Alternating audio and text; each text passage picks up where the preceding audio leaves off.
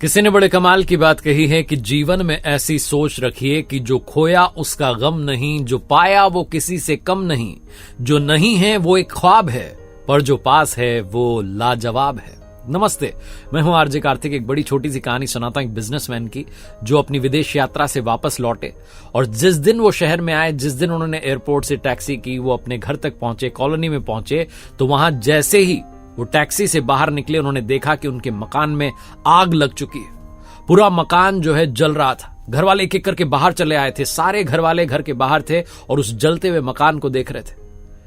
इन्होंने जैसे तैसे उस टैक्सी वाले को किराया दिया और वहीं पर खड़े खड़े रोने लग गए। रोते चले गए कि मेरे इतने सालों की कमाई सब कुछ जल गया, सब कुछ खाक हो रहा है, सब कुछ राख हो रहा है।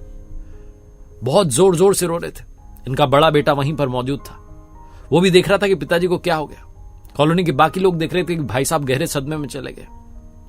उस बड़े बेटे को लगा कि पिताजी को कहीं दिल का दौरा ना आ जाए, पिताजी ज्यादा बीमार ना हो जाए। वो दौड़ के आया और कहने लगा कि पिताजी एक बात आपसे कहनी है। पिताजी ने कहा ऐसे समय पर क्या बात करनी है? फटाफट से फायर ब्रिगेड को बुलाओ। बोले हाँ, हमने कॉल कर दिया, आती होगी।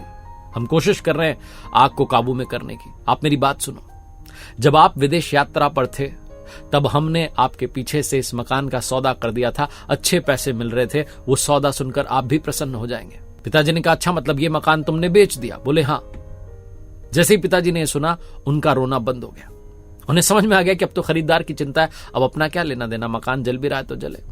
अब तो खरीदार जाने, उसका पैसा जाने, उसका मकान जाने, अब तो हमारा इस मकान से कोई वास्ता नहीं। एकदम से उनका रोना बंद हो गया।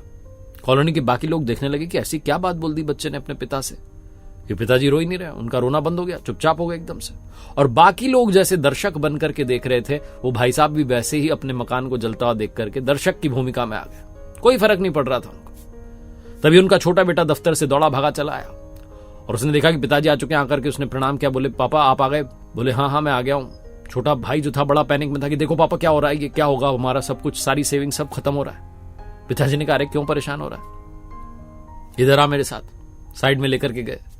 उससे कहने लगे तुझे तो पता ही होगा। बोले हाँ हाँ पापा, इसका हमने सौदा कर दिया। बोले तो बस बेटा फिर क्या दिक्कत है, खरीदार जाने, उसका काम जाने, अपना क्या लेना देना।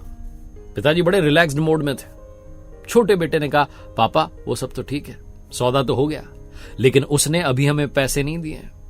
अभी टेक्निकली मकान हमारे ही पास है, हम ही इसके मालिक हैं। जैसे ही छोटे बेटे ने बात बोली पिताजी फिर से जोर जोर से रोने लगे। बाकी सारे लोग देख रहे थे कि अब छोटे वाले ने क्या बोल दिया कि इनको इतना रोना आ रहा। बहुत छोटी सी कहानी है। वही भाई साहब, वही जलता हुआ मकान, दो परिस्थितियां और दोनों में उनका रिएक्शन अलग अलग। जब उन्हें पता चला कि मकान बिक गया है तो नॉर्मल हो गए। जब पता चला कि पैसा नहीं मिला है तो फिर से रोने लग गए।